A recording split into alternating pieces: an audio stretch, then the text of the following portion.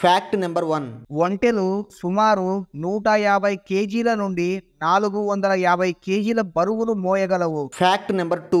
ఇక్కడ మీరు చూస్తున్న ఈ జీవి పేరు కోలా.